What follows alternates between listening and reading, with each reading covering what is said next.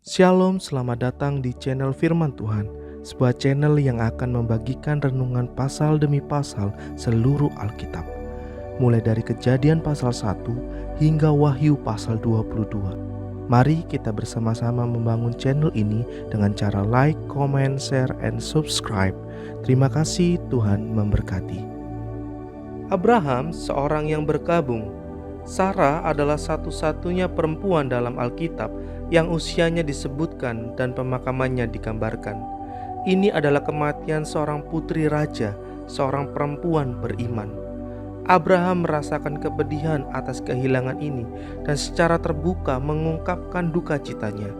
Iman bukanlah musuh air mata, sebab kita berduka sebagai orang-orang yang mempunyai pengharapan. Abraham seorang perantau. Efron tidak berencana untuk memberi Abraham sebidang tanah yang berharga, tetapi tradisi tawar-menawar khas bangsa timur selalu dimulai demikian. Tanah itu sudah dimiliki oleh Abraham, tetapi ia tidak pernah dapat menjelaskan hal ini kepada para tetangga yang tidak mengenal Tuhan. Ia seorang perantau dan tidak menuntut segala sesuatu sebagai miliknya sendiri.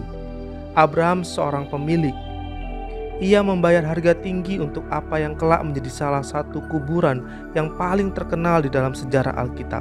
Dan nantinya 6 orang akan dikuburkan di tempat yang sama. Abraham hanya memiliki satu hal di bumi, sebuah kuburan. Kitab Kejadian diakhiri dengan kuburan yang penuh, tetapi kisah Injil diakhiri dengan kuburan yang kosong.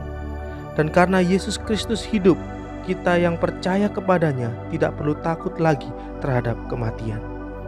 Kejadian pasal 24 merupakan bagian terpanjang dalam kitab Kejadian dan berpusat pada iman, pengharapan, dan kasih. Sang ayah mengasihi putranya dan hendak mencari mempelai baginya. Ia beriman bahwa Tuhan akan menepati janjinya dan menyediakan seorang mempelai. Perhatikanlah bahwa orang luar tak boleh menjadi mempelainya. Tidakkah seluruh peristiwa ini merupakan gambaran tentang Bapa Surgawi yang mencari mempelai bagi putranya? Sang hamba mengasihi putra tuannya dan memohon pimpinan Tuhan.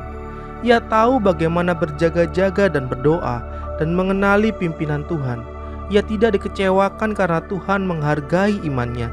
Ribka tidak menyadari bahwa suatu tindakan kebaikan kecil akan membuka kehidupan baru yang menggairahkan baginya. Pergunakan setiap kesempatan layaknya sebagai suatu kesempatan berharga, karena Anda tak pernah tahu kapan seseorang akan memakai standar pekerjaan Anda untuk tempat yang lebih besar. Sang hamba berbicara tentang tuannya dan tidak tentang dirinya sendiri, dan ia tidak mau makan sebelum ia menyampaikan pesannya itu. Sang mempelai perempuan tidak mempunyai pegangan apa-apa kecuali harta yang dilihatnya dan perkataan yang didengarnya dari sang hamba. Meskipun didesak untuk menanggungkan kepergiannya, ia membuat keputusan iman dan berkata, "Saya akan pergi." Inilah gambaran tentang keselamatan pribadi.